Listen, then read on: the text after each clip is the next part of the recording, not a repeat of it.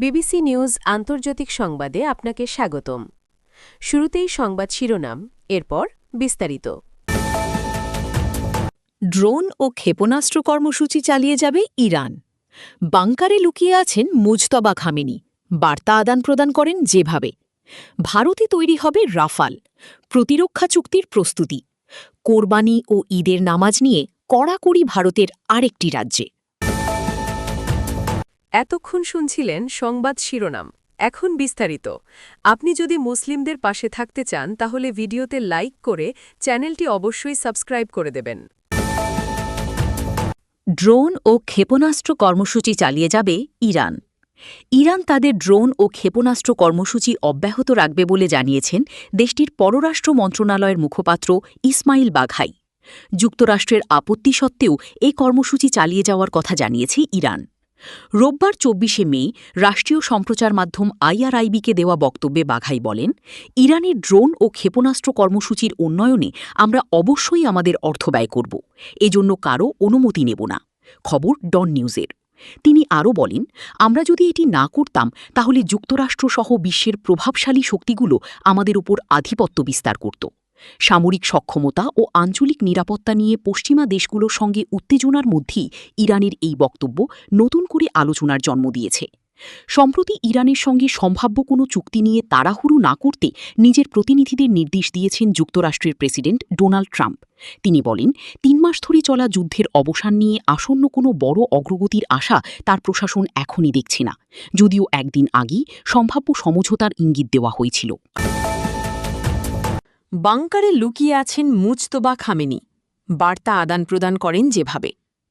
ইরানের সর্বোচ্চ নেতা মুজতবা খামেনি বর্তমানে একটি অজ্ঞাত স্থানে কার্যত আত্মগোপনে রয়েছেন এবং বাইরের বিশ্বের সঙ্গে তার যোগাযোগ অত্যন্ত সীমিত। তার কাছে বার্তা পৌঁছানো হচ্ছে জটিল এক কুরিয়ার নেটওয়ার্কের মাধ্যমে বলে জানিয়েছেন বিষয়টি সম্পর্কে অবগত মার্কিন কর্মকর্তারা। রোববার ২৪ মে CBS নিউজের অনুসন্ধানী এক প্রতিবেদনে এ তথ্য উঠে এসেছে। মার্কিন প্রেসিডেন্ট ডোনাল্ড ট্রাম্প প্রশাসনের সঙ্গে কাজ করার অনুমতি পাওয়া ইরানি কর্মকর্তারাও নিজেদের সরকারি ব্যবস্থার ভেতরে যোগাযোগ করতে হিমশিম খাচ্ছেন। কর্মকর্তাদের মতে এ কারণেই ইরানের সঙ্গে সম্ভাব্য চুক্তি এবং অতীতের সমঝোতাগুলোর বিস্তারিত তথ্য প্রকাশে দীর্ঘসূত্রতা দেখা যাচ্ছে। ২ মার্কিন কর্মকর্তা জানান, যুক্তরাষ্ট্র যখন কোনো প্রস্তাব বা চুক্তির খসড়া পাঠায় তখন তা সর্বোচ্চ নেতার কাছে পৌঁছাতে এবং সেখান থেকে উত্তর ফিরে আসতে উল্লেখযোগ্য সময় লেগে যায়, কারণ তার সঙ্গে যোগাযোগের পথ অত্যন্ত সীমিত ও জটিল।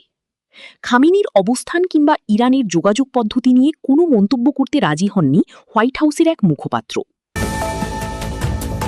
ভারতে তৈরি হবে রাফাল, প্রতিরক্ষা চুক্তির প্রস্তুতি। ভারতীয় বিমান বাহিনীর বহরে যুক্ত হতে যাচ্ছে আরও রাফাল যুদ্ধবিমান। দেশটি ১১৪টি রাফাল কেনার পরিকল্পনা করছে। এ লক্ষ্যে প্রস্তাবের জন্য লেটার অফ রিকোয়েস্ট LOR চূড়ান্ত করেছে ভারত। সূত্র জানিয়েছে, আগামী কয়েক সপ্তাহের মধ্যে এটি ফ্রান্সে পাঠানো হতে পারে। প্রস্তাবিত চুক্তি অনুযায়ী ১১৪টি যুদ্ধবিমানের মধ্যে প্রায় ৯০টি ভারতে তৈরি করার পরিকল্পনা রয়েছে। ফরাসি এরোস্পেস কোম্পানি ডেসল্ট এভিয়েশন এবং একটি ভারতীয় প্রতিষ্ঠানের যৌথ অংশীদারত্বে এ উৎপাদন হবে।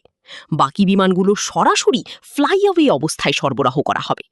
সূত্র জানিয়েছে, ফ্রান্স LOR-এর জবাব দেওয়ার পর ভারত আনুষ্ঠানিক রিকোয়েস্ট ফর প্রপোজাল RFP জারি করবে।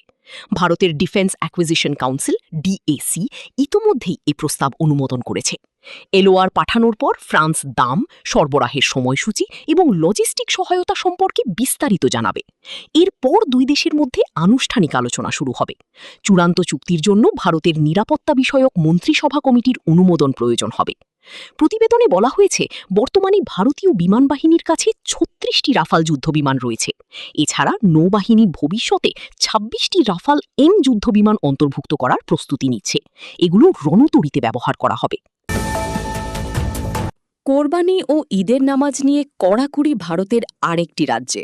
ভারতের উত্তরপ্রদেশের মুখ্যমন্ত্রী যোগী আদিত্যনাথ ঈদুল আজহা উপলক্ষে জানিয়েছেন, কোনোভাবেই জনসমক্ষে পশু কোরবানি করা যাবে না। একই সঙ্গে নিষিদ্ধ পশু কোরবানির ক্ষেত্রে থাকবে জিরো টলারেন্স নীতি। সোমবার ২৫ মে ইন্ডিয়া টুডের প্রকাশিত এক প্রতিবেদনে জানানো হয়, ভিডিও কনফারেন্সে উচ্চ পর্যায়ের প্রশাসনিক ও আইন শৃঙ্খলা বৈঠক থেকে জেলা প্রশাসনগুলোকে এই নির্দেশ দেন যোগী আদিত্যনাথ। তিনি বলেন, কোরবানি কেবল নির্ধারিত স্থানে সীমাবদ্ধ রাখতে হবে। এই উৎসবকে কেন্দ্র করে নতুন কোনো প্রথা চালু করা যাবে না। তিনি আরও বলেন, ঈদের নামাজ কেবল নির্ধারিত স্থানে আদায় করতে হবে। কোনো অবস্থাতেই নামাজের জন্য রাস্তা অবরোধের অনুমতি দেওয়া হবে না। এছাড়াও কোরবানির পর বর্জ্য অপসারণ, অবৈধ মাংস বিক্রি বন্ধ এবং বেআইনি কসাইখানার বিরুদ্ধে কঠোর ব্যবস্থা নিতে নির্দেশ দেন রাজ্যটির মুখ্যমন্ত্রী আদিত্যনাথ। বৈধ কসাইখানাগুলোকে নির্ধারিত ধারণ ক্ষমতার বাইরে পশু না রাখার কথাও বলা হয়েছে। এ সময় উৎসবকালীন সময়ে নিরাপত্তা, স্যানিটেশন ও বিদ্যুৎ সরবরাহ নিশ্চিত করার নির্দেশ দেন তিনি। সংবেদনশীল এলাকায় ফ্ল্যাগ মার্চ এবং ধর্মীয় স্থানে নিয়মিত পায়ে টহল দেওয়ার কথাও বলা হয়েছে।